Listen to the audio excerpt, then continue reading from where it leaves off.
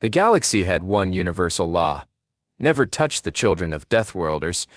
Earth was not yet classified as such, a bureaucratic oversight perhaps, or cosmic arrogance. Galactic cartographers dismissed it as a Category 3 habitable, its dangers quaintly local: cyclones, carnivores, venomous flora. They catalogued its apex predators as manageable, its poison glands as primitive delivery systems. They did not account for the small ones. The Australian Outback, in particular, was deemed harmless. A desert, yes, but one softened by eucalyptus breezes and the docile thump of kangaroo feet. Observers noted the human offspring there often carried terrariums and specimen jars to educational gatherings. Quaint, they thought. Adorable. They did not translate the terms show and tell, nor recognize the contents: bullet ants smuggled in lunchboxes, cassowary chicks leashed with shoelaces, a child's whispered apology to a jellyfish as she fed it brine shrimp. The Yurgoth learned too late. Their scouts saw soft skins and slow reflexes, assumed fragility. They did not notice the way the small humans catalogued venom yields like other children memorized cartoon themes, or how they navigated deserts barefoot, calluses thicker than some exoskeletons. They certainly didn't consider that a field trip to Earth's deadliest ecosystem was not a survival test, but a tradition. When the abduction alarms blared across the Slaver Guild's ships, the Yurgoth queen dismissed them. Primitives, she scoffed, her carapace glinting like oil under moonlight. What harm could they do? Far below, in a campsite ringed by spinifex and silence, 12-year-old Zoe Patel sealed her jellyfish tank, unaware of the shadows overhead. Somewhere in the scrub, a cassowary chick tore a venomous snake apart with reptilian precision. The galaxy's law existed for a reason. The Yurgoth had just broken it. Chapter 1. The Australian Outback breathed heat like a living thing. Zoe Patel felt it press against her skin, dry and relentless, as she crouched beside a rust-colored termite mound. Her fingers hovered over a trapdoor spider's silk-covered burrow, her breath stilled to avoid scattering the dust. Beside her, a portable tank hummed faintly, its filtered water cradling nematocyst, her box jellyfish, its translucent bells pulsing in lazy rhythm. You're not a pet, she thought, guilt gnawing at her, but you're safer here than in the open sea. Maybe. The field trip had been Miss Whitaker's idea, a survival weekend for Year 7's gifted biology stream. 20 kids, 3 teachers, and a charter plane to the dead heart of the continent. Zoe had argued against bringing nematocyst. It's cruel, she'd told her father, but he'd shrugged in that way that meant you'll regret it if you don't. Now, as the jellyfish drifted, she wondered if it missed the ocean's pull, the taste of brine instead of sterile salt water. Around the campsite, her classmates prepped their own specimens. Liam Eng crouched under a gum tree, feeding mealworms to a cassowary chick that pecked at his boots with dinosaurian intensity. Its downy black feathers bristled, already hinting at the razor-clawed menace it would become. He shouldn't have that, Zoe thought, though she envied his calm. When Rafael Reyes sauntered past, his bullet ant terrarium held aloft like a trophy, Liam didn't flinch. "Bet my ants could take your jellyfish sting," Rafael jeered. His voice cracked mid-taunt, undermining the bravado. Zoe ignored him, tracing a finger over the tank's glass. Nematocyst's tentacles stirred, sensing her shadow. "They're not weapons," she reminded herself. But Miss Whitaker had insisted, show and tell is about understanding, not fear. Yet fear lingered. Last month, when a redback spider had scuttled over Aiko's sleeping bag, it was Zoe they'd called. "You're the bug girl, kill it." She'd cupped it in her palms instead, her pulse thrumming as it explored her skin. "They're always afraid," her father had said once, "until they need you to be scarier." The sun dipped, bleeding orange across the scrubland. Miss Whitaker gathered the class around the fire pit, her voice frayed from dust and diesel generators. "Tonight's lesson: mutualism. Survival isn't domination, it's collaboration." Zoe frowned. The teacher's words felt thin here, where cicadas screamed and feral cats stalked kangaroo carcasses. Collaboration meant prey and predator, venom and antidote, the unspoken rules of a world that bit back. Aiko Sato sat cross-legged beside her, adjusting the climate controls on her dart frog terrarium. The frog's jewel blue skins glistened under LED strips. "They're stressed," Aiko murmured, more to herself than Zoe. "The air's too dry." Zoe nodded, though she knew the frogs would outlive them all if the generators failed. "Everything here's built to last," she thought. The Outback didn't tolerate fragility. Darkness fell like a hammer. The generators sputtered, then died. Miss Whitaker cursed, fumbling for a torch. "Stay calm, everyone. Probably just the sky split." A sound like tearing metal shrieked overhead. Zoe froze. Nematocyst's tank clutched to her chest. The stars winked out, swallowed by a shadow that loomed, organic, jagged, its surface rippling like molten obsidian. Liam's cassowary chick screeched. "Drone?" Raphael whispered, uncharacteristically quiet. "No," Zoe thought. The shape moved wrong, alive wrong. Her throat tightened as figures descended, tall, shimmering, their skin reflecting firelight like black glass. A scent hit her, burnt sugar and ozone. One raised a clawed hand, and the world turned inside out. Gravity dissolved. Zoe's stomach lurched as she floated upward, Nematocyst's tank slipping from her grip. She twisted, glimpsing Aiko tumbling like a leaf, Liam clinging to his cassowary. A net of violet light engulfed them, and the Outback vanished. The alien's ship stank of ammonia and wet keratin. Zoe's knees buckled as gravity reasserted itself, the floor spongy and warm beneath her palms. Alive, she realized. The walls throbbed with bioluminescent veins, their light leaching color from her classmates' faces. "Primitives," hissed a Wergoth guard, its obsidian carapace clicking as it shoved them into a cell. The door sealed with a wet schluck, leaving them in near darkness. Zoe pressed against the organic wall, Nematocyst's tank wedged under her jacket. "Alive. It's still alive." The jellyfish floated listlessly, its bells bruised purple by the ship's light. Across the cell, Raphael retched. Liam's cassowary pecked at the floor, its feathers puffed in fury. "What do they want?" Aiko's voice trembled. Zoe didn't answer, her eyes fixed on a guard outside their cell. How it recoiled when a stray scorpion, smuggled in someone's pocket, skittered too close. The creature's clawed foot sizzled where the stinger grazed it, emitting a curl of acrid smoke. "Venom," Zoe realized. Her pulse quickened. "They're allergic."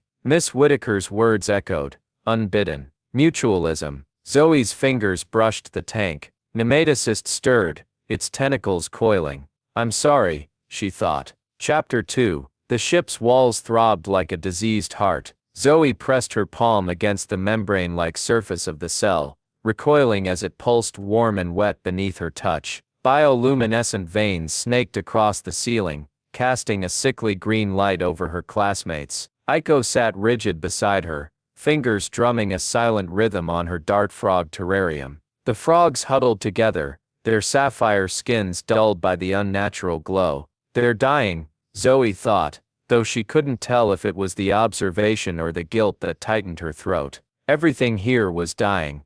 Even the air tasted stale, recycled through the ship's fleshy vents that wheezed like a tubercular lung. Liam's cassowary chick pecked at the floor, its beak leaving dimples in the spongy material. It had grown overnight, or what passed for night here, marked only by the dimming of the biolights. The alien growth serums in their ration paste, maybe. Raphael claimed the food tasted like rotten prawn laksa, but Zoe suspected he'd never eaten laksa in his life. She'd scraped her portion into the wall's absorption pore, watching it dissolve with a wet gurgle. Better to starve than ingest something that made Nematocyst's tank foggy with distress. The Wergoth guards stalked past their cell at irregular intervals, obsidian carapaces clicking like cicada wings. Zoe studied them. Their faces were all edges and angles, chitinous plates overlapping where human skin would crease. She'd memorized the one with the melted foot, the guard who'd stepped on the scorpion.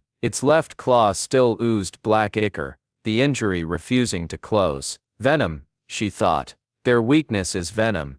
Aiko followed her gaze. "They're allergic," she whispered, her voice sandpaper rough, like anaphylaxis. Zoe nodded. The word felt too clinical for what she'd seen. The guard hadn't just swollen or gasped, Its veins had ignited, glowing crimson before turning ashen. Aiko's frogs twitched in their tank. We could test it, Aiko said. Not a suggestion, a dissection of fact. Raphael snorted from the corner where he cradled his bullet ant terrarium. Test it how? Toss a frog and see if it croaks him. His laugh faltered when Aiko didn't react. Zoe's fingers found Nematocyst's tank, still hidden under her jacket. The jellyfish pulsed weakly. I'm sorry, she told it silently. I'm so sorry. Miss Whitaker had once shown them a video of symbiotic shrimp riding jellyfish across the ocean. Mutualism, she'd said. A partnership. But the shrimp nibbled their host's gonads. Nothing was free. The cassowary chick let out a guttural hiss as a guard approached. Its feathers bristled, claws scrabbling against the floor. Liam murmured something in Mandarin, his hand steady on its neck. The boy had barely spoken since the abduction, but his silence wasn't fear, it was calculation. Zoe saw it in the way he traced the cell's seams, testing for weaknesses. We need a distraction, Liam said suddenly. His voice startled them all. He didn't look up from the cassowary.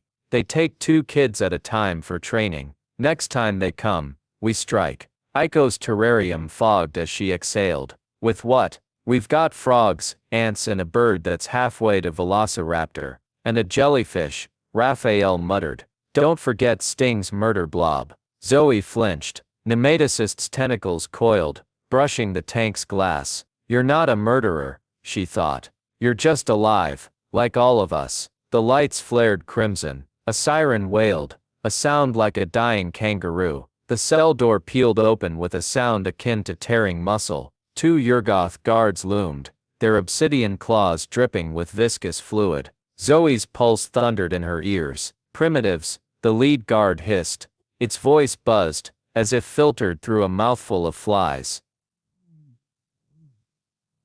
You, and you. It pointed at Raphael and Aiko. Liam's hand tightened on the cassowary. Now he breathed. Aiko moved first. Her terrarium slipped from her lap as she stood, the motion deliberate, clumsy. The guard lunged, claws outstretched, and she hurled the tank at its face. Glass shattered, frogs scattered like living shrapnel. Chaos erupted, the guard screamed, a sound that vibrated in Zoe's molars. Where the frogs landed, its skin blistered and smoked. Raphael froze, his ants forgotten as the creature collapsed, thrashing. The second guard recoiled, but Liam was already moving. The cassowary launched itself at the alien's throat, claws raking its chitinous neck. Black blood sprayed. Zoe couldn't breathe, couldn't think. Aiko knelt amidst the broken glass, carefully collecting her surviving frogs. 2 lay dead, their bright blue bodies curled like fallen leaves. Sacrifice,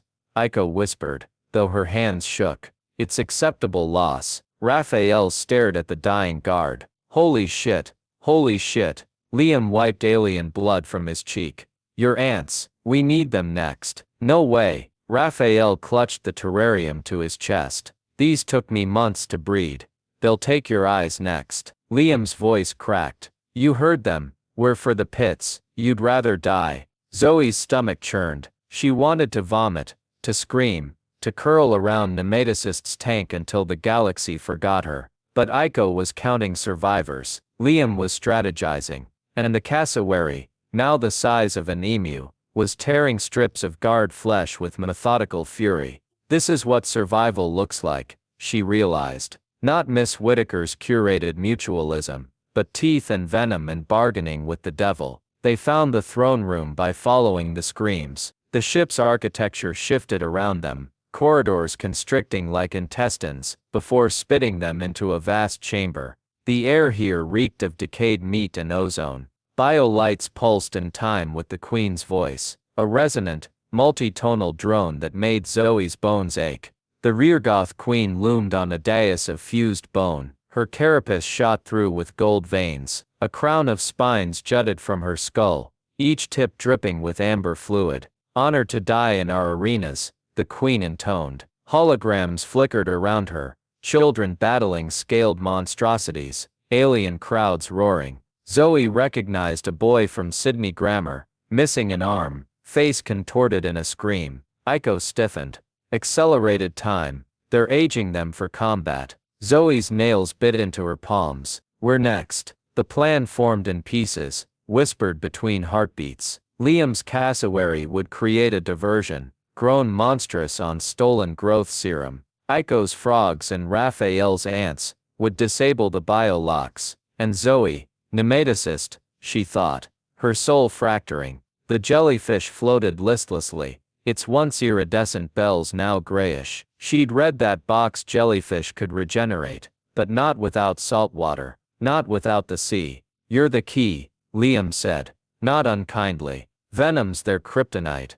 Your jelly's the nuke. Zoe's vision blurred. She remembered her father's funeral, the way her mother had refused to look at the body. He chose the ocean over us. She'd spat. But Zoe had understood. Some creatures weren't meant for cages. The throne room's pool glistened, a hydration basin, its waters thick with enzymes. The queen dipped a clawed hand, in hissing and pleasure. She'll submerge herself after the speech, Aiko predicted. Ritualistic. We have 3 minutes. Zoe's legs moved without consent.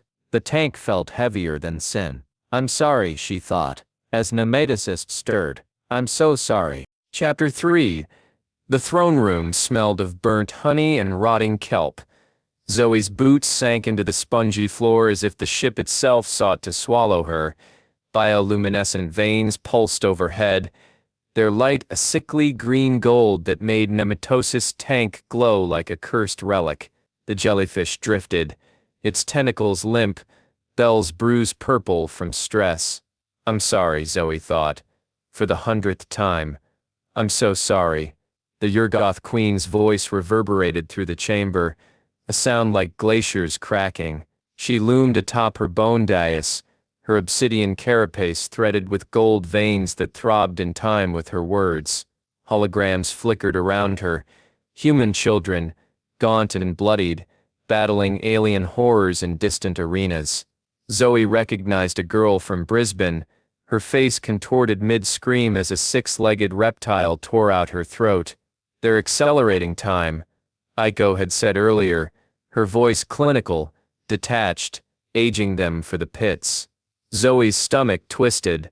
The ration paste she'd refused to eat sat like a stone in her gut. We're next, she thought. But not yet. Liam's cassowary crouched in the shadows, its feathers matted with alien blood. The growth serums had warped it into something primordial, a creature all talons and malice, its eyes burning with feral intelligence. It didn't hiss, didn't stir, it waited, and in that stillness, Zoe saw the Outback's merciless heart. Survival isn't collaboration, she thought. The teacher's lie curdling in her memory. Its teeth. The plan unfolded in silence. Aiko nodded once, her dart frogs huddled in a makeshift pouch of torn uniform fabric. Raphael clutched his bullet ant terrarium, his knuckles white.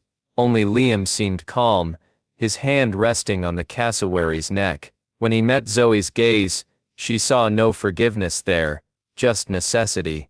The queen raised a clawed hand, and the holograms dissolved. Bring the next primitives, she buzzed, her mandibles clicking. The entertainment begins. Liam released the cassowary. It exploded into motion, a feathered tempest. The queen's guards turned too slow, as talons raked across their throats. Black ichor sprayed. The cassowary screeched, a sound that split the air like a wildfire, and the chamber erupted. Chaos was a living thing. Guards swarmed, their obsidian claws glinting, but the cassowary danced between them, a whirlwind of feathers and fury. Zoe ducked as a severed alien arm thudded against the wall beside her, fingers still twitching. Now, Liam barked, and Aiko moved. She scattered dart frogs like sapphire coins. They landed on guards' carapaces, their jeweled skins glistening with toxins. The Yurgoth shrieked, veins igniting crimson where the frog's secretions touched them. One guard stumbled into the queen's hydration pool, its body dissolving into foaming sludge. Raphael hesitated, his ants seething in their tank. Do it, Aiko snapped, her voice a scalpel. He hurled the terrarium, Glass shattered, bullet ants swarmed, a living carpet of rage. They clambered up alien legs, mandibles sinking into chitin. Guards collapsed, convulsing, their allergic reactions violent and swift. Zoe watched a Yurgoth's face melt like wax, its screams gurgling into silence. They're dying, she thought. Numb, we're killing them. The Cassowary's rampage carved a path to the dais. The queen rose, her golden veins blazing. Insects, she roared. You dare! Zoe was already moving. Nematosis' tank felt heavier than guilt. The jellyfish stirred as she sprinted past dying aliens, its tentacles brushing the glass. You're not a weapon, she told it. You're alive, you're beautiful, but the throne room's pool glistened ahead, its viscous waters rippling as the queen retreated toward it. Ritual, hubris, a moment of vulnerability, a guard lunged. Zoe pivoted, the tank slipping in her sweaty grip, a claw grazed her ribs, shredding fabric and skin. Pain bloomed, hot and bright, but she didn't stop. Couldn't. The pool's edge loomed, its surface streaked with amber enzymes. The queen submerged herself, her carapace drinking greedily. Pathetic child, she sneered. Mandibles dripping. Your primitive tools cannot. Zoe smashed the tank into the pool. Nematosis tumbled free, tentacles unfurling in the viscous fluid. For a heartbeat, it hung suspended, a ghostly ballet dancer, all grace and venom. Then it struck. The queen's scream shook the chamber, her golden veins ignited, incandescent, burning through obsidian flesh. She thrashed, the water churning as nematosis toxins ravaged her. Zoe fell to her knees, her own wound forgotten, as the queen's crown of spines melted, her claws dissolving into black slurry. The hive mind faltered, guards froze mid-strike, their carapaces graying, crumbling. The cassowary tore out a final throat and stilled, panting. Silence. Nematosis floated lifelessly, its bells torn, tentacles frayed. Zoe reached into the pool, her fingers trembling. The jellyfish's remains drifted past, a translucent shroud, already dissolving. You were never just a weapon, she whispered. Salt water stung her eyes, though none fell. The Outback had scorched her tears away long ago. Aiko's hand gripped her shoulder. The controls. We need to move. The words barely registered. Around them, the ship groaned, its biolights flickering. The walls began to weep, viscous fluid oozing from ruptured veins. Liam hauled Zoe upright. Now sting. She let herself be led, the throne room collapsing behind them, the corridors convulsed, organic bulkheads slamming shut, but Aiko's stolen knowledge of the biotech interface carved a path. They stumbled into the bridge, a cavernous space ribbed with cartilage-like consoles. Holograms flickered, alien glyphs swimming in the air. Raffle gagged. It's alive.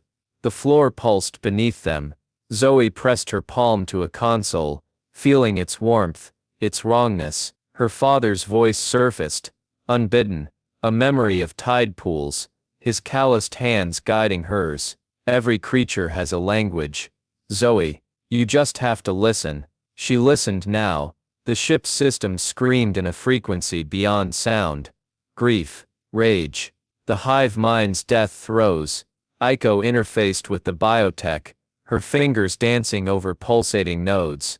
We need to override the navigation. Earth's coordinates. No, Zoe said. They stared at her. The gladiator pits, she continued, her voice steadying. The other children, the ones they took before us. The holograms had shown them.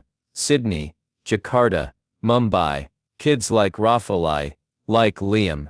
Kids with no cassowaries or jellyfish. Aiko's eyes narrowed. The Galactic trade hub. They'll have records. Buyers. Liam nodded. We hunt. The cassowary hissed, bloodied but unbowed. Rafa laughed, wild and unhinged. Sell them for once. I like it. Zoe's wound throbbed, her vision blurring. She leaned against the console, Nematosist's absence, a phantom weight. You bought us this, she thought. We won't waste it. The ship shuddered, obeying Aiko's commands. Stars streaked past the organic viewport, distant and cold. Somewhere, a queen's corpse cooled. Somewhere, a zoo awaited. Chapter 4. The stars outside the viewport were no longer distant, cold specks but smears of light, stretched thin by the ship's decaying velocity. Galactic Trade Hub 77 loomed, a jagged ring of metal and neon, its docking arms bristling with vessels that glinted like scales on a dead fish. Zoe pressed her forehead to the organic glass, her breath fogging the membrane. The hub's artificial daylight clashed with the ship's bioluminescent gloom, casting her reflection in sharp relief. A girl streaked with alien soot and dried blood, her eyes too old for 12. Behind her, the cassowary paced, its talons clicking against the spongy floor. It had stopped growing, but its feathers still carried the metallic tang of violence. Aiko's voice cut through the silence, precise as a scalpel, docking in 7 minutes. The hive mind's residue is interfering with their scanners. They think we're Yurgoth, Raffle snorted. He'd claimed a discarded alien blade, its edge serrated and sticky with enzymes, and now spun it nervously. So we're gonna waltz in there with a bunch of murder turkeys and sell them. Not turkeys, Liam murmured. He crouched beside the cassowary, checking the makeshift bandage on its leg, a gash from the throne room skirmish. The bird tolerated his touch, its crimson eye fixed on the approaching hub. Their merchandise. Dangerous merchandise. Zoe's ribs ached where the guard's claw had grazed her. She'd refused Aiko's offer to suture it, the pain a grounding counterpoint to the numbness spreading through her. Nematosist's tank, now empty, lay cradled in her lap. The glass still held the ghostly imprint of where the jellyfish had drifted, its absence a hollow weight. You deserved the ocean, she thought, not a pool of alien enzymes. The ship shuddered as docking clamps seized it. The transition from organic decay to the hub's sterile chaos was abrupt, a sensory assault of flickering holograms, screeching vendors, and the acrid sting of engine coolant.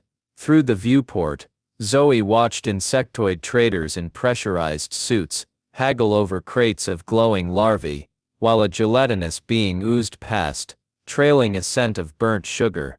"Stay close," Liam said, hefting a stolen Yurgoth shock staff. The cassowary bristled, its feathers flaring.